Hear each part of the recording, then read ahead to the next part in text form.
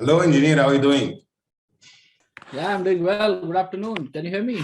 Good afternoon. Yes, I can hear you. How is everything? Yeah, everything was good. Fine. Thank you so much for your time. It's my pleasure. My pleasure. So you are a project control manager, right? Yes. Very good. You are working in India? Yes. Very good. Since how many years now you are participating in planning? Right from beginning, I'm working in the planning department. So overall, 13 years of experience. Very nice. Yeah.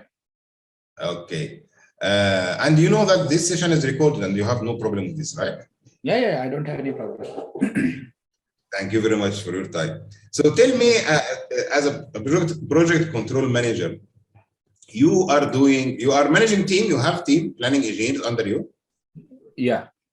Okay, very good. So what is the guidance you are giving to them? Do you have something like procedures for all the projects, or every project is unique, so you are doing a separate plan for every project?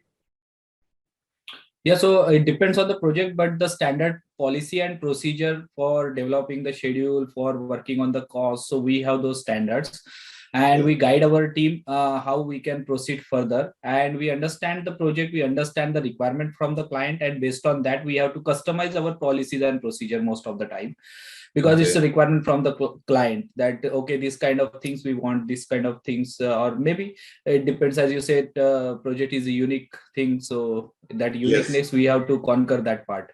So based on the project and requirement from the project manager, again it depends on your type of contract, what kind of things we are doing. So whether we want to show the cost to the client, if it's a fixed firm contract, then we never shows man hours or that cost. So that policy and procedure, based on the types of contract, based on many more other factors, we guide our team to prepare schedule. Mostly it's a scheduling part and a cost management part. Some of the time we go for risk management also. So those things also monitor under means when we got the project or when we award the project, we have just gone through the scope of work and break it down to the work package level, and then prepare the schedule for it, prepare the cost for it, assign resources, and many more things. So we perform that. Basically my role is to provide them the guidelines, set the ground rules for the team, and collaborate with all the teams to match up with the expectations of the higher management and the client. So to match up all those things is basically my requirement. Preparing the schedule and maintaining that schedule is not exactly the role. Very good. And you are doing construction projects, right? Yes, EPC projects. So most of the time it could be engineering work only, or some of the time it could be construction work. So we are the EPC contractors. So it depends what kind of contracts we are getting. So mix of all, we do that. Okay, very good. And when you have a project and you assign a planning engineer for this project, who is attending the meeting? You or him or her or you or both of you? Yeah, so during kickoff meeting, everybody involved, means basic. I mostly involved because to understand the requirement. During proposal, only I and my proposal team, means we have different team. So couple of engineers are identified for working on the proposal, because some of the time we have to prepare that proposal schedule also. So that proposal team, we have some other couple of engineers who are working on that proposals, and the main when we assign the project, then planning engineers or schedulers are different based on the requirement. If we would require the risk manager, so I personally, because few of the people in my team were aware about that risk management part and the risk management software. So if the risk management is required, then I am involved. Otherwise, kickoff meeting I am involved, and for proposal side, I and the proposal engineers were involved. And after kickoff meeting, once I understood the requirement, I transfer it. Means I ask my engineer whether he has understood all the requirements. If he has any concerns, he can communicate to me, or he can check. So if everybody is in line, he is understood every requirement, he prepares the schedule, I just review it, and then we approve the baseline schedule. Very good, very good. Okay, I would like to ask you one question also. Do you do anything by yourself, like scheduling, updating, anything of these tasks? Are you doing it by yourself, or all you Yeah, rely so on? before joining this company, currently I'm working from last 2 years. So before joining this company, till that point, means you can say for 10 years I worked on that stuff, preparing the schedule, then developing that risk management portion and everything. So right from the ground level, everything, my 10 years of experience is completely developing those stuff. Currently I'm handling everything from the managerial point of view, but still, as if you want to review, as I said, for this company my role was not to develop the schedule and maintain the schedule, but to review the schedule guidelines, follow those guidelines, maintain those guidelines, set the ground rules for the team, and manage all these teams for project controls, and to match up with the expectations of the higher management and the client. Those are the basic job roles of current company. Otherwise, yes, I have worked on that part. Okay, very good. So what I understood now that you only be involved with when something need to be reviewed or you need to have some discussions, but all the tasks are being done by your planning engineers, right? Yes. Yeah, and this is very good actually, because sometimes when you are working in a managerial level and you get deeply involved with, like, you are, okay, I'll help my team in the scheduling, I'll help my team in the updating, you forget to look at the overall picture, the big picture, if you got what I mean. And I appreciate this with you. You don't need to be deeply involved with. In the other way around, you need to keep managing the stakeholders, and you need to look at the big pictures to guide your team, which is very good.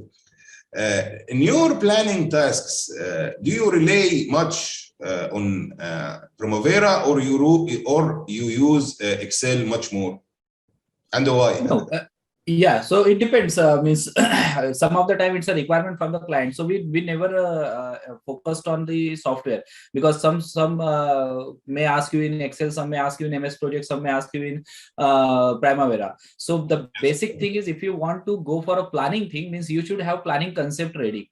Means what scope is there, how you are breaking your WBS. It doesn't matter whether you are doing it in Excel or you are doing on a piece of paper. So software, basically from our side, it's not the big thing, but definitely if you want to convey your thoughts, we prefer to use Primavera because it's a enterprise product. But if it is not the requirement from the client, then we have our policy and procedure. If it is nothing is mentioned in the contract, we will provide in Primavera. If it's specifically mentioned in the contract that you have to go for a Excel spreadsheet or you have to go for a MS Project, then we go for that. Okay, if we are using now, let's assume that we are working on Primavera, okay? Okay. For example, the activity list, you advise your team to do it in Excel, then import it to Primavera, or you prefer to do it directly in Primavera, and why? Yeah, so we directly prepared in Primavera rather than working twice. Directly in Primavera. Yeah, you could save 50% of the time if you did it in Excel. I may not agree with that point, but how you means you can guide me. Yeah, you are welcome not to agree. So we basically have our templates ready. Most of the time, major work of like your engineering procurement stuffs are already you are doing, right? So if you are doing, you already have some of the templates available, and we can use those templates and we can develop our schedule quickly. So you are using templates, okay. This is something else. I'm talking about creating a schedule from scratch. Let's say this is your first schedule for an airport project. This is your first schedule for hospital project. This is first schedule for a mega residential building projects. Rather than doing the activities on Excel, on Primavera, and copy paste from floor to floor, and you are not having a full control of the activity ID, for example. You don't have a full control of the activity naming, duration, and so on. If you do it in Excel, it will be much more flexible. No, but still you have that functionality to copy and paste. Means if you consider the high-rise building or residential example, if you Yes. create one let's say ground floor, so you're exactly whether you go for 20 floor, everything is identical. Only thing is foundation or the below ground what we are doing will not be the part. But whatever we are doing above ground or above foundation level, everything will be copy and paste. So you can utilize that. The same means rather than means whatever the things you are doing in Excel, I means personally I have 12 years of experience in working on Primavera, so I will prefer to go for rather than doing that. But it's a perception. You can means if you are good in Excel and if you want to prefer that, I think that could be another. But I cannot say that we can save time. It depends on your expertise. If you are good, means if you are not good in Excel and you are good in Primavera, you will be much faster in Primavera, right? So Yes. it's a perception and it's a personal skill. Let me share with you one sheet because I'm enjoying this conversation, to be honest. This is nice to talk to a senior level, and it looks like you are good in planning. So I would like to motivate you more. So I would also be interested if I get something and Excel, because I am I cannot say I'm very expert in Excel, but I have very good knowledge on Excel as well as Primavera. So I'll see how you are, means what kind of things you are guiding me or. Okay, this is the Excel I'm talking about. Okay. This is the BOQ. Let me clear the filters. This is the BOQ, okay? And from the BOQ, this is typical buildings. I put some percentage for the floors. Okay.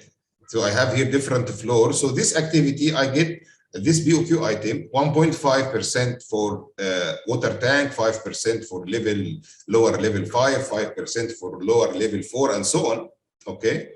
And then by Excel magic, I have here a BOQ bare floor, which contains the activity name using Excel queries. Excel queries, what it will do? It will multiply this percentage by this quantity and will create for me a new column that the quantity for this floor. Okay. Then I added here, this is the type of things I would like to share with you. I made here master activity ID. Okay. The master activity ID, whenever I use it in the BOQ bare floor, here I would like to show to you this one. I put the master activity ID here, okay? So I say to my Excel that this item or this BOQ item is relevant to this master activity ID. Then magically the Excel will find that where this BOQ item is repeated in which floor, and will create for me activity ID, activity quantity, activity cost by only doing this step. Furthermore, the resources, I put here one resource for this one, and all of this one will be the same. How we can get this one, or how it end up with one activity ID, okay, BOQ amount, and even here I have the WBS path, so I can import all of these activity. It is 1907 activity. I can import it in 2 seconds in Primavera. It will take time to create it, but later on, when you created it, it will be very easy to modify and do something. Even in the shop drawings, by the way, if I'm doing a shop drawing log, this is a shop drawing log, okay? I create for here the ID for the shop drawing submittal, ID for shop drawing approval, and because I'm using Smarting ID system, I immediately can link the submittal to approval and link the approval to the relevant activity. This will take around 2 hours to create this whole process of the shop drawings, I mean. When it comes to the relationship, I can say, let's say, I can put one activity here, master activity ID. Like I need to link all the masonry to all the plaster. This sheet will give to me this masonry is relevant to which floor, and will create for me all the related relationships automatically. And then I can import it directly to Primavera. This is what some of things what I'm talking about. I don't know if you are finding it useful or not. Yeah, so I personally finding it very useful, but provided you should have a very good knowledge on Excel, you should write a proper query, right? You should identify those things, unique IDs, you should identify all those things. So to prepare that Excel itself, you require some effort. So as I said, we are using our templates in directly in Primavera. So this Yes. kind of template, what you are preparing in Excel, we already have those kind of templates for set of work in Primavera P6. Then where there is a chance of modifying the resource requirement based on the BOQ, we can use the global change and we can modify those stuff. So if it is that resource, we can multiply it by that percentage and we can use that. So whatever things you are doing in this portion, so as I said, it depends on your expertise. As you are very much expert in Excel, you are performing that task in Excel.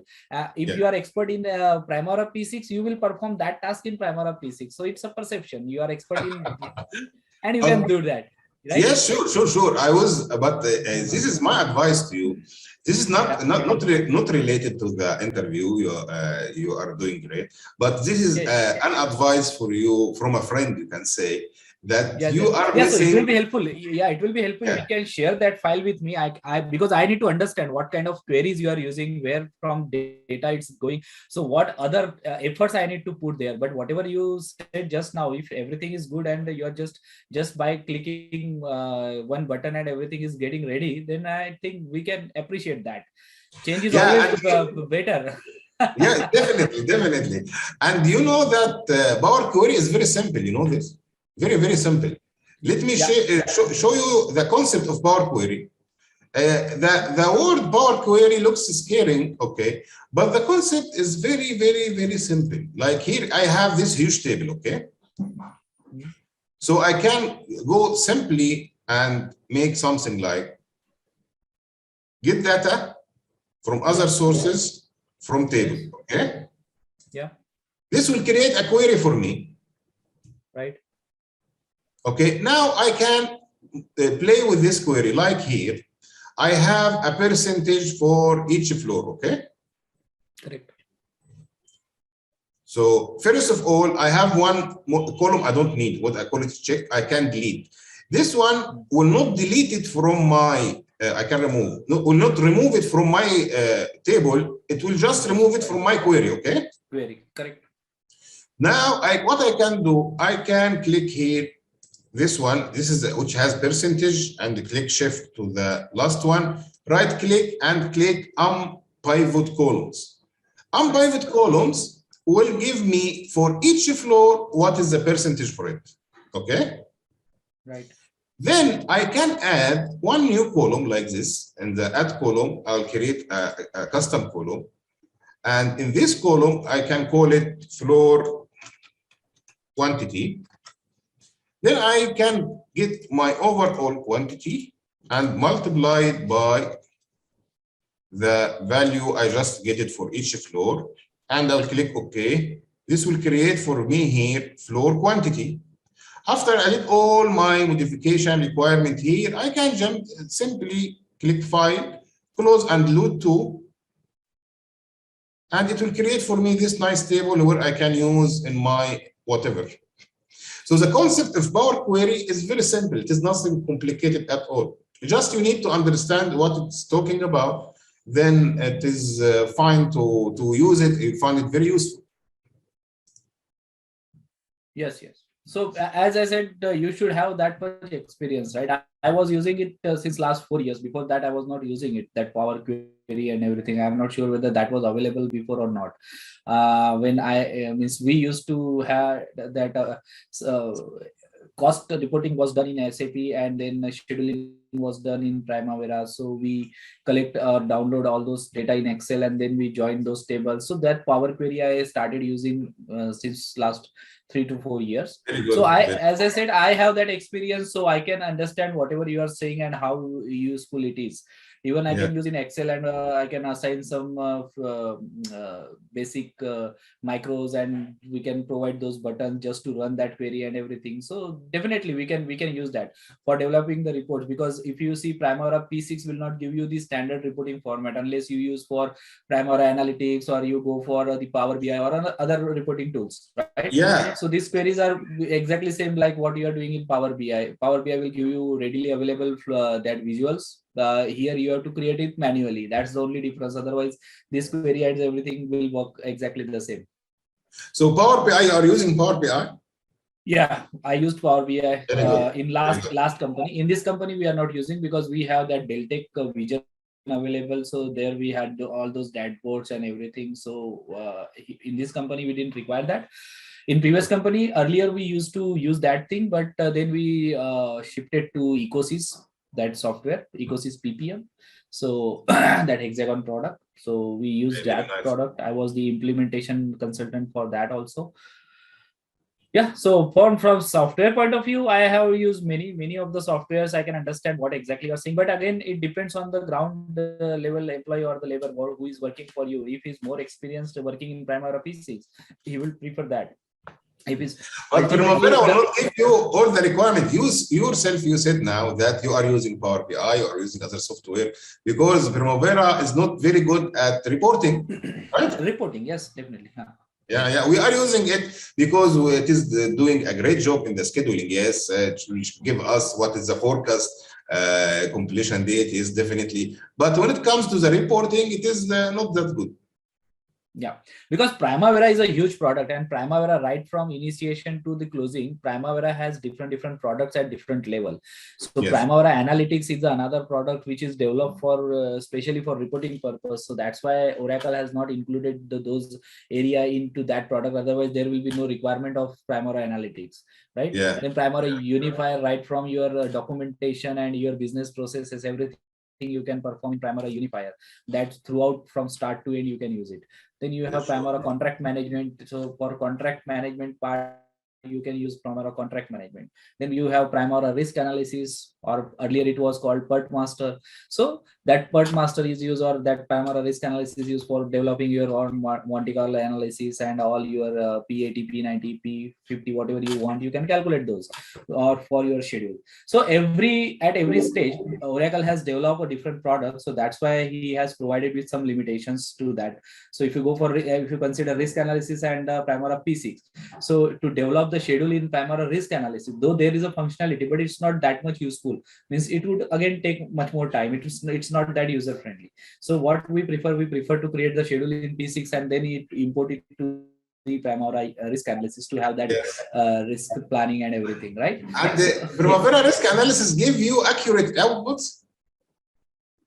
Yes, if you perform it well, then definitely it gives, because you have to prepare the risk register properly. You have to assign those risks to your schedule. You have to go for probabilistic branching if there is any probabilistic branching is there. So if you perform the schedule, because software is what, if whatever you input, it will give you the output. Yes, yes, agreed.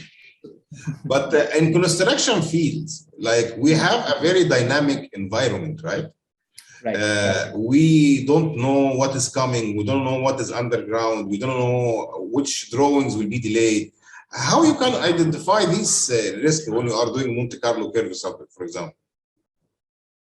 Yeah, so it's a part of your risk register. So you identify those as a risk. So let's say any existing structure, when we go for excavation, we found any existing structure. So that's a risk. So what we can say, it's a probability branching. To find that existing structure can be one activity. So there is no problem, means there is 50% probability of finding it, there is 50% not finding it. So we have two branches. In our Primavera P6, we cannot get those things. Let's say you're testing. Yes, I know Primavera Risk Test. I worked with it, and it will give you very nice graphs and very nice analysis of what is the possibilities, what is the most likely the completion date, what is I know it. And this we can do it at the beginning of the project, but during the progress of the project, do you still think it is a visible tool to use to identify risks also, like updated schedule? Yes, definitely, because because Primavera risk analysis will only consider the remaining duration, right? So remaining duration, if your activity has a remaining duration and if still there is a risk lies with that activity, it will consider that. So let's say if your remaining duration is 5 and still there is a probability of finding any risk for your activity. So if the risk happens, that 5 will go up to 15, right? So still Yes. that remaining duration has a risk. So you Yes. can, and Primavera risk analysis will work only on that remaining duration. If the remaining duration is 0, then that activity is already complete. So it will not work for that activity. Yes, And you it are will correct. not consider that activity for calculation. So definitely at any point, if you consider whether you are in the planning stage and everything is a remaining, because it works on remaining work. So remaining, whatever is remaining, you can perform at any point of time. So we are using mostly after 25% of the project, after 50% of the project. Sometimes it's a requirement from the client, then on a regular basis, we every month or in every meeting, monthly meeting, we perform that risk analysis and we identify. Some of the times you identified some new risks, so you have to attach those risks to your remaining schedule, right?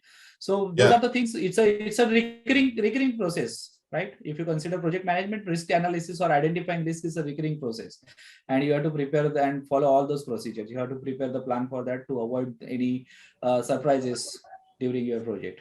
Very good. So, in your opinion, what is the frequency we should do the risk analysis if we are doing it in a medium-sized project? Yeah, so I just said 25% we are doing at every 25 25, plus 7 means 50, most of the 75, like this. This yeah. is good So advice. this is what I use, because every time it's not, because you should try updating your risk register, you can do that, but analyzing Monte Carlo analysis and developing anything, because you should have completed something, some good portion of your work, and then only it will be useful. Otherwise, if you perform and as I said, if it is a requirement from your client that after every meeting or after every month I want to perform that, then it's not in your hand. So frequency, if you ask me, I can say that 4 times in a project, that is good, because based Okay. on that 25% of the work, you will identify or you will understood what is there in my project and what kind of risk again are there. So for rest of the 25% means I will be doing my next analysis after 50%. So for rest of those 25%, I will be ready with my plan. I should have my new risk will be ready, means, and if any residual risk, I will be triggering all those, I will be monitoring all those risks. If it is happening, I have my risk mitigation and everything, because project is a progressive elaboration, so you cannot plan anything from for till your end of the project, right? So Yes. 25% and considering for that particular 25%, I think it's a good thing. Yeah, so you mentioned something good about being in a dynamic environment. When you feel that you need to change your baseline, that you say, okay, that's enough, we need a new baseline. When you reach this stage, after No, what is if you consider the standard baseline, you cannot change until and unless you have change order approved. So once you have change order approved, and you can change your baseline if it is time no or cost, without whatever. Yeah. without a change order, you can change your baseline if you have some delays, if you have No, out. baseline, if you want, you can do that, but what standard says and what recommended practice are there, so you cannot change baseline. What the baseline definition of baseline itself is agreed upon your dates and time and everything, right? So if it is agreed, how you can change that unless the concern of the client, or so you have to take the consent from everybody, right? If you want to change that baseline. Yeah, you will submit it for approval. What is the problem? My question was, when you feel that you need to change this line, after what happening, when you have delays, when you have out of sequence activity, what makes you change your baseline without a changing order? Without change order? Yeah. I personally didn't find any such situation. Means I didn't face any such situation, because most of the time I worked on standard organizations. So unless we have change order, we never touch our baseline. If you say that I want to consider that thing, like I want to monitor my progress and I want to save the plan, I can every time add the updated plan as a baseline to have some calculations, to have some analysis. For that I can add it, but I cannot use that baseline for my schedule. Okay, in my opinion, what I do in my projects, if the variance between the planned and the actual exceeded 10%, then I definitely change the baseline. If the planned value, let's say 30%, and the actual value or the actual progress is 20%, it means we have 10% lag. So in this case, I will change my baseline. If I'm Yes, you'll change, but you have to take the consent from your client, right? Because your client will yes, say, what's because the problem? you have to do for you have to go for every analysis. No, if it is because of your delay, means let's say you have not mobilized the site, you are not your whatever the client has already communicated or whatever the things you have planned in the initial stage, and if your productivity, if your labors are not that much productive, what you have think or what you have planned initially, and you are delaying the project, so that's why that variance is. So client definitely is not going to approve that, right? So it means unless you approve, you cannot change the baseline. Yeah, definitely you can say there is a requirement to discuss those things, and there is Why a you are very sensitive for changing the baseline? Changing the baseline is a process. I mean, when I say changing the baseline, it means I'll make agreement with the client, with the consultant. I submit for approval, get it approved. That's it. I do not change it from my mind. then it's a change order. Then it's a change No, order. without a You change said order. without change order. Yeah, without this is without a change order. Like, No, what is the once the recovery client is schedule? approved, once the What is the client is recovery? approved, anything deviation from your baseline, or if you are setting up new baseline, then it's a change in your time, because you are adding more time or you are Not requesting more necessarily. time. Not necessarily, because I might be doing a recovery schedule. I have delays. This is my delays as a contractor, and I'm submitting to Mr. Client. This is my recovery schedule, and this will be my new baseline. What is wrong with this? So you mean to say you are not extending the overall time of the No, project, but you no. are reshuffling between the activities. Yes, yes. Okay, yeah. So I means definitely that's a part of your monitoring stage. Means you have to do that every time. But I would not communicate it to the client. I will say that definitely I will have that recovery plan in my means I have already prepared the recovery plan, and I will update you based on that. I will have, as I said, we can save the different baselines. So I can in Primavera P6 I can use 3 different baselines, and I can try to match up with that. I cannot communicate, means from a project standpoint I cannot take it to the client, but I will definitely Why prepare those not? things. Why not? Why you don't? Okay, even the client might ask you to submit a recovery schedule because you have delays, or maybe you have out of sequence activity. You have 3 buildings. You plan to start building A, then building B, then building C. But for some reason, you will start A, then C, then B. In that case, you cannot change it. Baseline. Baseline is something. Okay, once it is approved, yes, we keep monitoring against it, but it is flexible. You cannot change it anytime. Okay. It is your right to change it as a contractor. It is your right to ask for a revision for a valid reason, like, okay, I have delays. I would like to submit a recovery schedule. I have out of sequence activity. I have replanning. It is your managerial obligations, because who is responsible for managing the project? It is not the consultant, not the client. It is the contractor, right? Right. Okay, if you would like to give an advice to the new planning engineers, what you would say? I would say stick to the standard, stick to the requirement. I receive this question too much, Hany, I'm a new planning engineer. How to start? I keep answering them, but I would like to hear the answer from another senior one. So maybe you have some advice. I didn't take care of it. Maybe you have some other tips. What you would say? What you advise your junior planning engineers when they're starting their career? So means from a project standpoint, or you are saying what kind of things? Means maybe I didn't understand that question properly. Okay, I mean you have a new junior planning engineer. He just started his career as a junior planning engineer, and he asking you, I need your advice. From where to start? What I should do? And if you can give these new planning engineers and advice from an expert one like you, you have 10 years of experience, what you would say? Yeah, so I'll first say that first understand what exactly the planning is. unless you understand. Otherwise you will be just roaming around and doing the things. So first understand what planning is, where we start and where we end, what is our exact role is. So once you understand our role, then you will start thinking on that. So initially he will understand those things. We'll provide him the training. If I say we can provide him, if you want to develop that junior engineer, we can provide him the training. I can guide him, or we can say that, okay, first thing is you should understand the scope, and then you have to break those scope into the work packages. So understand those things, what is in our scope and how we can break that. So preparing those WBS, or we can say preparing the work packages, and then gradually you can understand the things. I would not ask him to directly jump onto the any software, because software is just the medium to convey your thoughts. Right? Yes. So some of the time it can be Excel, some of the time it can be MS Project. So software is not the role. Means definitely software will play the major role, but unless you have concepts, it will not be useful for you.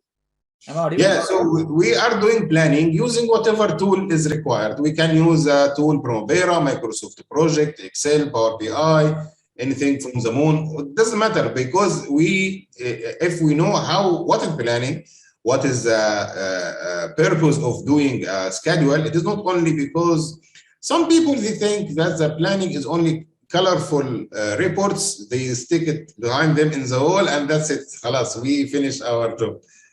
Right? No. Yeah, definitely it's not like that. So that's why I'll say that first understand what exactly the planning is and what our role is.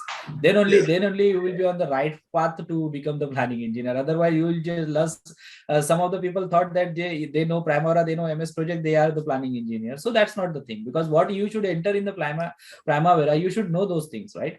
So to understand what is required, input, output, what tools and techniques I am using. So those things are really very important. You should understand what is required for me. Yes, very good, very good. Actually, you know that the managerial level, like planning manager or project control manager, they usually do several interviews, not one.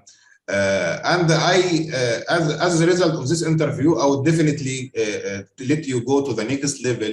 Like we should go to see your physical work and so on. So this interview, from my point of view, if I'm hiring you, I would hire you and give you the next level. So you are doing great. Okay, thank you so much. So if you allow me to do this. Yeah. So anything you want me to convey that, okay, these are the things I should develop during my Excel. Excel, yeah. Okay. Do more in Excel. You will find that you will save a lot of time. Even if you are doing Primavera, you are expert in Primavera, you have all the things, you will find that it is very more flexible in Excel, because whatever the data model you will create in Excel, you can use it later on in your reporting in Excel. Also, you can use it in reporting in Power BI. You can use it in the modifying and export it to Primavera quickly. So my advice to you is to pay more attention to Excel. Maybe you are comfortable with Primavera, you have your own templates and everything is fine. But when you know the capabilities of Excel and the data model you are using, it will be much more. And I'm creating now intermediate level planning course, where I heavily rely on Excel. I would like to give to you as a gift, since you participated in this interview. So please, after this interview, just send me in WhatsApp your email, which is registered on the website, and I'll give you access to this course so you can see what I'm talking about. This sheet I showed you at the beginning, we created from scratch in this course. You are welcome to see and send me your recommendation if you have any. Okay, perfect. Can you do me a favor? Can you share that file, Excel file? Means if it is possible for you to share that file, so that I can also meanwhile change it. Yeah. In the course, you will have the file. In the course, you will have the file. You can go to the last lesson and get the complete file, or you can go to the first lesson and take step by step how we are developing and adding more sheets to this file. Okay. So this course is complimentary and free for me. Yes, for you. Yes. Okay. And as a gift for you, because you participated, you said some useful information. So yes, it is for you definitely, and you are welcome to teach your junior planning engineer whatever you feel it is useful for them. I'm trying to spread the knowledge between planning engineers. I'm trying to make better planning engineer in this world. But I have this much of contribute in the planning. I need from other one to do this much. So when we put it together, we enhance the planning engineers' skills. Great. There are very few people like you. You will be one of them now. What's preventing you to be one like me? Let's do it together. Yeah. Okay, sir. Okay, thank you very much. I enjoyed this interview, and I'm waiting for your WhatsApp message. Okay. Yep. Thank you. Thank you very much. Bye bye. Bye.